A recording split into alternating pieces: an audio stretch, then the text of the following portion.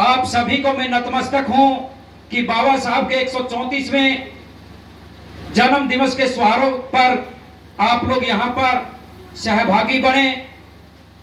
आदरणीय साथियों, जैसा कि गुरु महाराज ने बाबा साहब के बारे में बड़े संक्षेप में बताया, उन्होंने किस प्रकार बताया कि बाबा साहब B.R. अम्बेडकर जी ने सिर्फ दलितों के लिए काम नहीं किया, सिर्फ बैकवर्ड के लिए काम नहीं किया, वंचितों के लिए, शोषितों के लिए, पिछड़ों के लिए काम नहीं किया।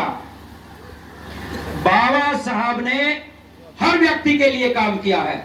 आज जो हमारी माताएं बहनें और हमारी माता जी हमारे बीच में कुर्सी पर बैठी है, मंत्री तक भी रही है, तो इसका कारण साथियों बाबा साहब थे।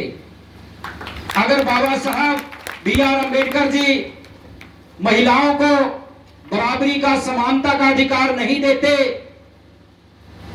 तो समाज आगे बढ़ने वाला नहीं था। आदरणीय साथियों, आप सभी को बाबा साहब के बारे में पूरा पता है और अखिल वाल्मीकि महापंचायत ने 14-15 कार्यक्रम पूरे हरियाणा प्रांत में और दिल्ली प्रांत के बना रखे हैं। ये हमारा दूसरा कार्यक्रम है आज का, जो गांव सिसला में है। तीसरा कार्यक्रम हमारा कुरुक्षेत्र का होगा और चौथा कार्यक्रम हमारा कैथल का होगा, जो 12 तारीख को होना है।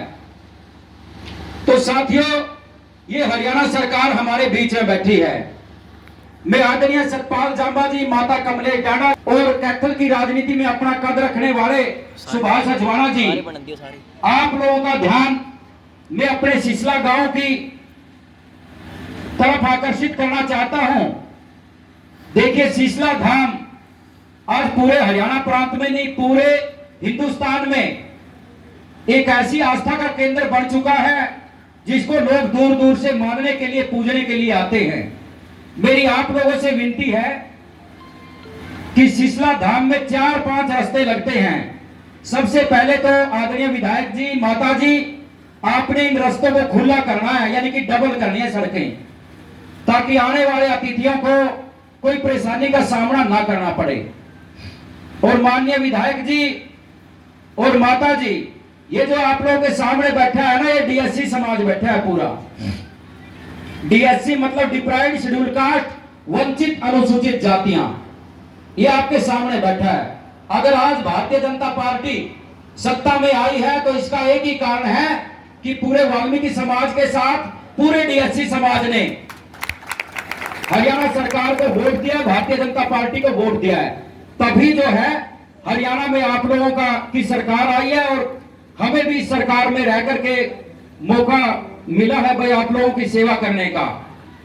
तो मेरी आप लोगों से विनती है कि आप लोग DSC समाज का जो भी साथी आपके पास काम के लिए जाए, चाहे वो कोई भी हो, किसी भी जाति का हो, उससे आप लोग उसको बिल्कुल सिर माथे इन गरीब लोगों को लगाना है।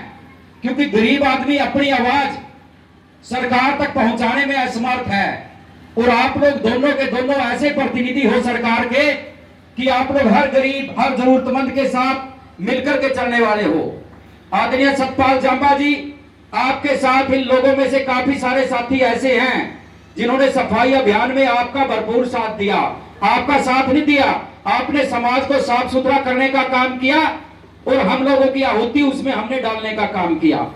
आपसे हमारी विनती है कि आप इस गरीब समाज को भूलने का काम मत करना, क्योंकि चुनाव तो 5 साल में हर बार आते रहते हैं, लेकिन जो दिल से आपको 36 बिरादरी के लोगों ने, गरीब समाज के लोगों ने आपको साथ देने का काम किया, बैकवर्ड समाज के लोगों को ने आपको समाज को साथ देने का काम किया, ये भूलने वाली बात नहीं है।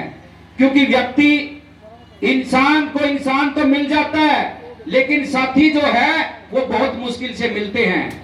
ऐसी मेरी आपसे हाथ जोड़कर विनती है कि आप इस गरीब समाज को कभी नहीं भूलना। ये आदमी कभी धोखा देने वाले नहीं हैं। और वाल्मीकि समाज के लिए तो भाई एक बात कही गई है कि वाल्मीकि समाज जिथे खड़ गया समझो अड़ गया।